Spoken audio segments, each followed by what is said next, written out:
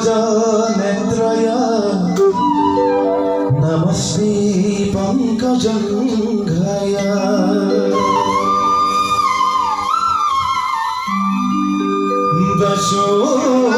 वसुदेवं सुतं कृष्णं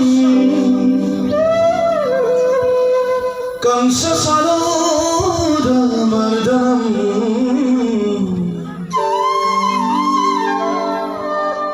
देवकी दयानन्दं कृष्णं वन्दे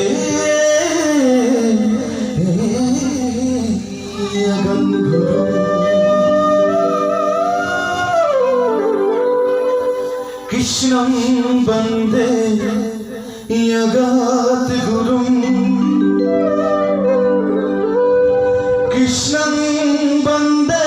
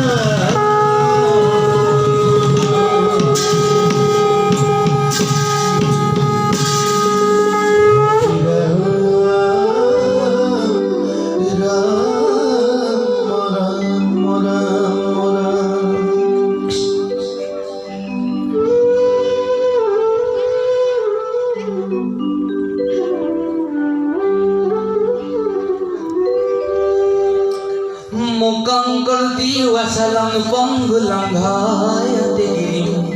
yat kripatamaham bandi paramananda madhavam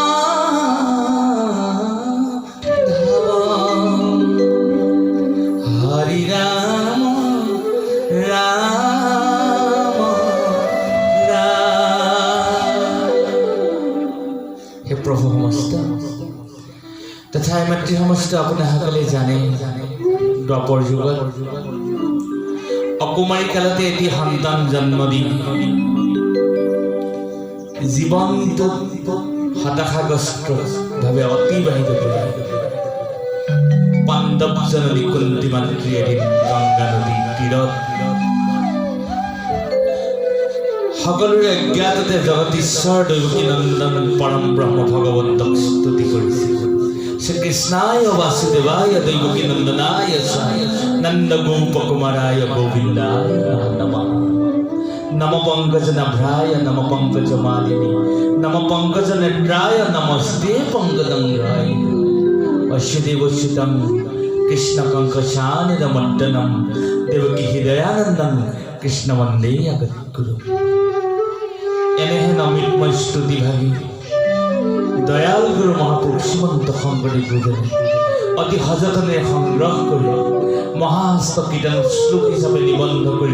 परम पिता परमेश्वर शरण प्रार्थना करिছে मुगंगरती वासलम पंगु लंघायते गिरि प्रभु मैं एजन पंगुलु मुक तुमी एने किपा परीक्षण करा मैं जेन गिरि पर्वतमाला अतिक्रम करिब पारो लंघायते गिरि यत् कृपातमहं वन्दे परमानंद माधव मैं एजन पंगुलु मैं एजन विकलांग लोक हे परम पिता परमेश्वर तुमी एने किपा परीक्षण करा मैं जेन गिरि पर्वतमाला अतिक्रम करिब पारो परम पूज्यपाद मानवद्रोही तथा विनय आध्यात्मिक चिकित्सा चिंताहीन सत्य वैकुंठ पायद चिकित्सा परम पूज्यपाद गवेषार पवित्र आत्मा परमात्मा विलीन हौ आई मातृगराकी स्थान अवस्थान हो भगवंतर अमृतमय शरण गृहখন मंगलामंडित हौ परम ब्रह्म कृपा बर्षण कर एने कृपा विचारी महाप्रभु अमृतमय शरणे आमी सेवा निवेदन करा जय गोविंद और नमाचार्य महाप्रभु आमी नाम भागी आध्यात्मिक आह्वान जनाइছো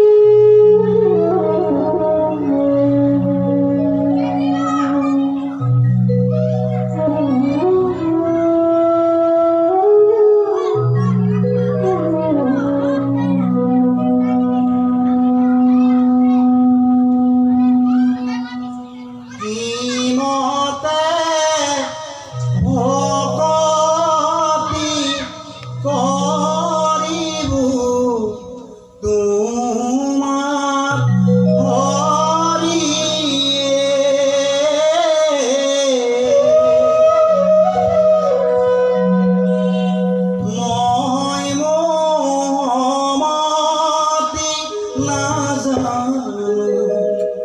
তাৰ পাইৰা মৰা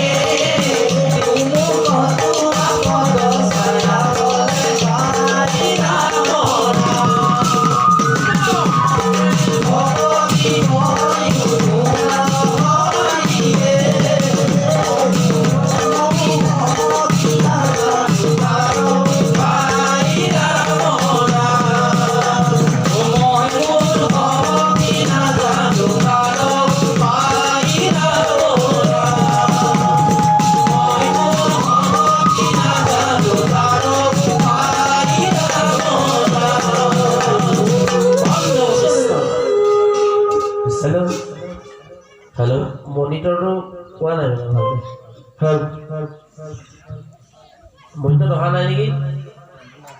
বাহিৰত বাজি আছে ভইচখিনি বাহিৰত বাজি আছে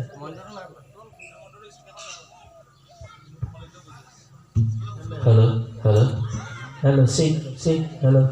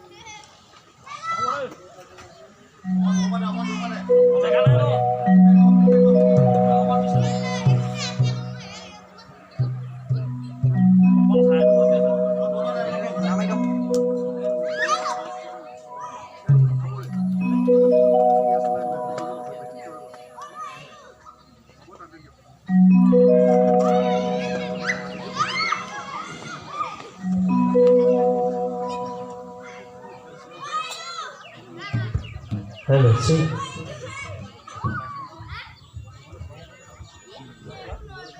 Hello. Hello, see.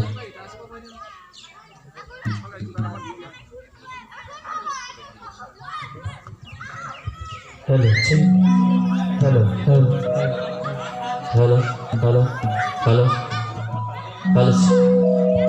See.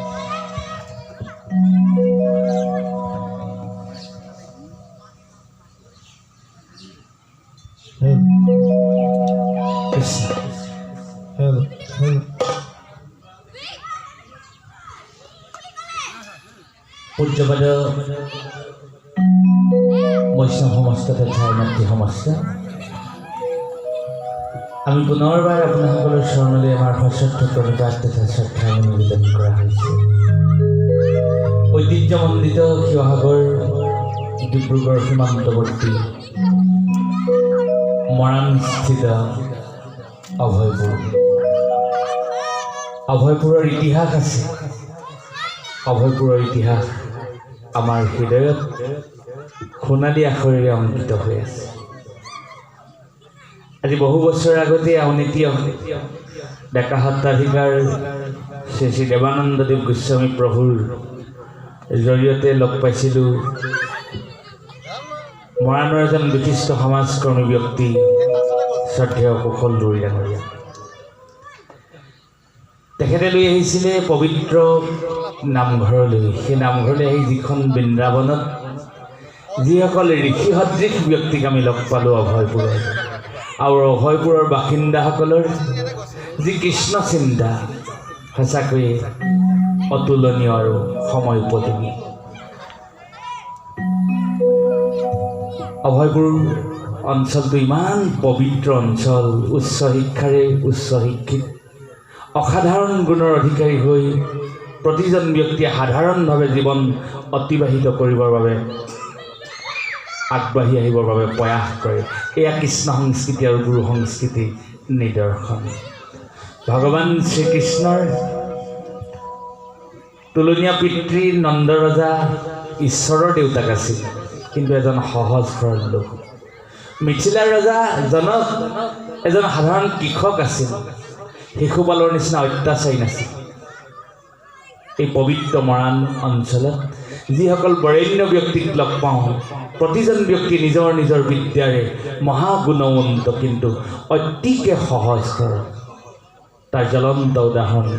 প্ৰয়াত বিশিষ্ট চিকিৎসক ডাক্তৰ গগৈ ছাৰক আমি লগ পাইছিলোঁ গগৈ ছাৰৰ যি মানুহৰ প্ৰতি থকা প্ৰেম সঁচাকৈ আমি পাহৰিব নোৱাৰোঁ তেখেতৰ পবিত্ৰ আত্মালৈ আমাৰ পুনৰ শ্ৰদ্ধা আমি নিবেদন কৰিছোঁ ঈশ্বৰে সেই আত্মাক নিজ বক্ষস্থলত স্থান দিয়ক কুশলদাই পৰিচয় কৰাই দিছিল দুজনকৈ বিশিষ্ট চিকিৎসক শৰ্মা ছাৰ আৰু বৰা ছাৰ আমাৰ মাজত উপস্থিত হৈ আছে এইসকল মহন্ত ব্যক্তি যিসকলে জীৱক উদ্ধাৰ কৰিবৰ বাবে অৱতাৰ গ্ৰহণ কৰিছে কৰোণা মহাব্যাধি আমাক বহুত শিকালে বহু আত্মীয় স্বজন আমি বুজি পালোঁ, পুত্ৰ আৰু পত্নীৰ প্ৰতি থকা সন্মান দায়বদ্ধ আমি বুজি পালোঁ। মোৰ ওচৰলৈকে বহু আত্মীয় মানুহ আহিবলৈ অসুবিধা পালে, কিজানি কমলা গগৈ ঘূৰি ফুৰে, তেখেতৰ গা পৰা কিজানি কৰোণা আহে। কৰোণাই আমাক সঁচাকৈ বহু শিকাই থৈ গ'ল। মহামাৰী নিপাত যাওক, সকলোৰে জীৱনবিলাক সুখ আৰু সমৃদ্ধিয়ে অতিবাহিত কৰিবৰ বাবে প্ৰভুৱে কৃপা বৰ্ষণ কৰক। মানুহ মৰিও অমৰ হয়, কোনবিলাক মানুহ? গগৈ ছাৰৰ দৰে বৰেণ্য ব্যক্তিসকল, যিসকল ব্যক্তিয়ে মানুহক দি থৈ যোৱা অমৃতময় ত্যাগ, সেই ত্যাগ কোনে কৰি থৈ গৈছিল? পৰম গুৰুজনাই। সেই নামেৰে আমি অনুষ্ঠান ভাবি আপোনাসকললৈ লৈ গৈছোঁ। কৃষ্ণ। আমি ছাৰৰ সহধৰ্মিনী ৰাণী বাইদেউলৈ আমাৰ শ্ৰদ্ধা নিবেদন কৰিছোঁ। বাইদেউ, যিকেইটা দিন আগন্তুক আছে, সমস্তকেইটা দিনত আপুনি সুখ আৰু আনন্দৰে মহাসুখী হওক। কৃষ্ণ।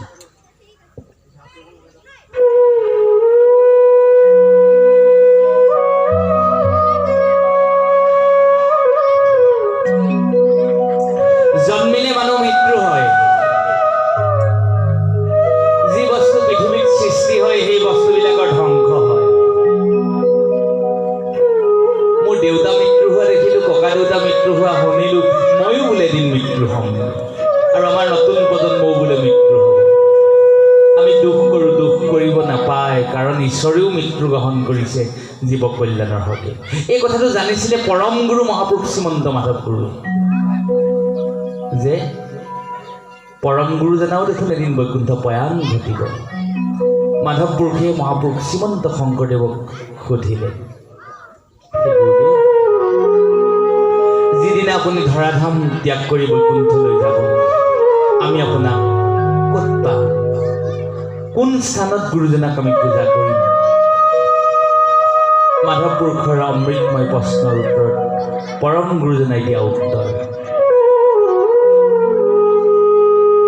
শুনিও মা ধৱ মূৰ থাকিবা ৰথা, কীৰ্তন দশম মূৰ মূৰ্তিৰ সমা। মাধৱ, মই ক'ত থাকিম জানানে? কীৰ্তন আৰু দশম মই ভগতৰ বাবে অংকন কৰিছোঁ, আগবঢ়াই দিছোঁ। কীৰ্তন দশম পুথি য'ত থাকে মই তাত থাকিম। সেয়ে আমি ভাল কৰ্ম কৰিব লাগে জীৱনত। মই কৰা ভাল কৰ্মটোৰ কাৰণে হয়তো মই জীয়াই থাকিবলৈ সুবিধা পাম, মৰিও অমৰ হ'ম। এৰাম ঘোষা নামে শাস্ত্ৰখনি তুমিও লিখিবা, ঘোষা ৰত্নাৱলীৰ মাজত তুমিও থাকিবা। মই কীৰ্তন দশম য'ত থাকে তাতে মই থাকিম। কীৰ্তন দশম পুথি থাকয় যথাত, সাক্ষাতে মাধৱ মই থাকো তথাত। মই তাতে থাকিম। ঘোষা নামে শাস্ত্ৰয়ে কয় তুমিও লিখিবা, ঘোষা ৰত্নাৱলী মধ্যে তুমি থাকিবা। ঘোষা ৰত্নাৱলী মধ্যে তুমি থাকিবা। হে ৰাম শংকৰ গুৰু জিলিকি আছে চিতন্দ সমৰ পাতে পাতে, মাধৱদেৱ জিলিকি আছে ঘোষা ৰত্নাৱলীৰ মাজে।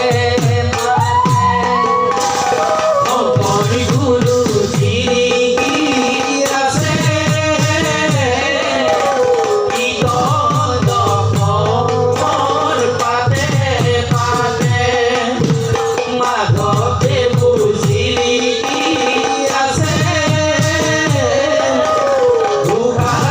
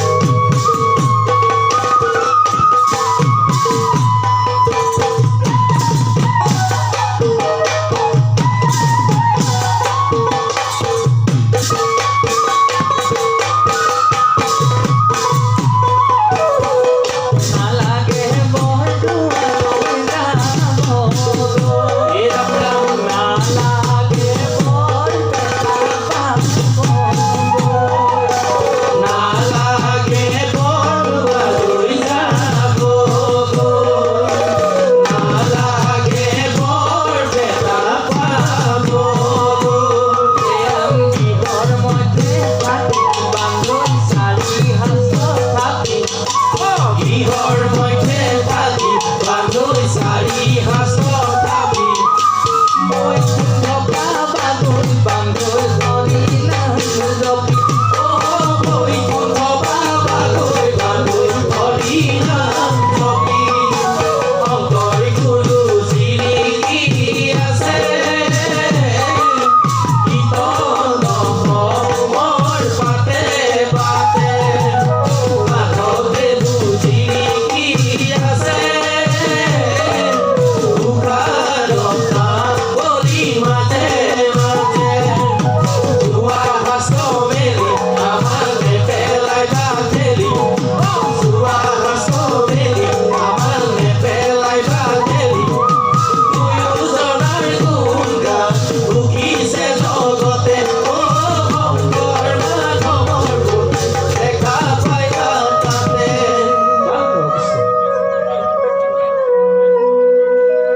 হে ৰাম গোবিন্দৰ গুণ কৰ্ম কীৰ্তনতে বাহে ধৰ্ম শ্ৰৱণতে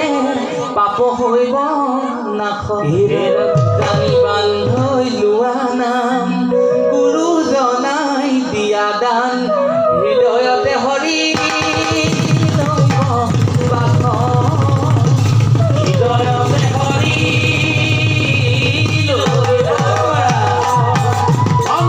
সকলে জানে সত্যযুগে ধ্যান ত্ৰেতাযুগে যজ্ঞ দ্বাপৰ যুগত পূজা সত্যযুগত কৃষ্ণ বস্তুক লগ পোৱাৰ ব্যৱস্থা আছিল ধ্যান ত্ৰেতাযুগত যজ্ঞ দ্বাপৰ যুগত পূজা তিনি কালৰ তিনি নীতি নিবন্ধন নস্যাৎ কৰি পৰম গুৰুজনাই কলিযুগত দি থৈ গ'ল অমৃতময় নাম নাম ল'লে কোৱা হৈছে গোবিন্দৰ গুণ কৰ্ম কীৰ্তনতে বাহে ধৰ্ম যদি কলিযুগত গোবিন্দৰ গুণনাম যদি কীৰ্তন কৰে তেতিয়া ধৰ্ম হয় বুলি কোৱা হৈছে আকৌ কোৱা হৈছে যাৰ হৃদয়ত পুণ্য থাকে অসংখ্যা সিটোজনে কাণ পাতে কৃষ্ণ কথা হৰিনাম শুনিলে বহু মানুহৰ মূৰ কামোৰে কলিযুগত সেইবিলাক মহাপাতকী বুলি কৈছে শ্ৰীমদ ভাগৱতৰ একাদশ স্কন্ধত কৈছে আমি সুবিধা পালে কম তিনিজন ভকতৰ কথা কৈছে উত্তম ভকত মধ্যম ভকত আৰু অধম ভকত এতিয়া কোৱা হৈছে কলিযুগত কৃষ্ণ নামে কি কৰে যাৰ হৃদয়ত পুণ্য থাকে অসংখ্যা সিটোজনে কাণ পাতে কৃষ্ণ কথাত যি স্থানত কৃষ্ণৰ অমৃতময় গুণনাম হয় তালৈ মৌ বিচৰা নিচিনাকৈ ভকতসকলে উপস্থিত হয় সেই সুধিবৃন্দ আপোনাসকলে জানে গোবিন্দৰ গুণ কৰ্ম কীৰ্তনতে বাহে ধৰ্ম গোবিন্দৰ গুণনাম কৰিলে ধৰ্ম হয় বুলি কোৱা হৈছে আমাৰ প্ৰয়াত গগৈ ছাৰৰ আদ্য শ্ৰাদ্ধত আমাৰ দৰে অল্পমতীসকলক আপোনাসকলে এটা দায়িত্ব দিলে আজ্ঞা দিলে আমি গোবিন্দৰ গুণনাম কৰিব লাগে আমাৰ মানি ল'লো ধৰ্ম হ'ল আপোনাসকলৰ কি লাভ হ'ব আপোনাসকলৰতো কিবা এটা লাভ হ'ব লাগিব নহয় জানো ছাৰ আপোনাসকলে শ্ৰৱণ কৰিছে শ্ৰৱণতে পাপ হৈব নাশ কৃষ্ণ নাম শ্ৰৱণ কৰিলে হৃদয়ত থকা পাপ শক্তিবিলাকৰ নাশ হ'ব ধৰ্ম হোৱাটো পাছৰ কথা ধৰ্ম হ'ব নালাগে নাই কিন্তু পাপ শক্তিবিলাকৰ বিনাশ হওক আচল কথাটো হ'ল সেইটোহে যদি মনুষ্যৰ জীৱনত যদি পাপ শক্তি নাথাকে তেতিয়া হৃদয়খনত কি বাসা কৰে পুণ্য শক্তিয়ে বাসা কৰে জানি বান্ধৈ লোৱা নাম গুৰুজনাই দিয়া দান হৃদয়তে হৰি ল'ব বাস হৃদয়তে হৰি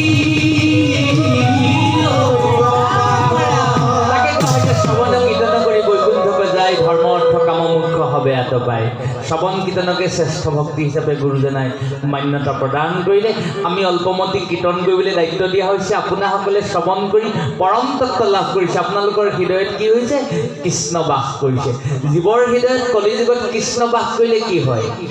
হৰি যাৰ হৃদয় মাজে আমাৰ যে অকাল মৃত্যু ৰোগ ব্যাধিবিলাক আমি যে চিকিৎসালয়ৰ বিছনাত পৰি মৃত্যুৰ ক্ষণ গণি থাকোঁ দুখ দুৰ্দশাই যে আমাক নেৰে মায়া মোহৰ পৰা যেন আমি বিচ্ছেদ হ'ব নোৱাৰোঁ এই গোটেইবিলাক আমি কিয় কওঁ আধ্যাত্মিক চিন্তাৰ একোটা প্ৰভুৱে দিয়া আমাক দুখ তেতিয়া হৃদয়ত হৰি বাস কৰে কি হয় হৰি যাৰ হৃদয়ৰ মাজে কি কৰিব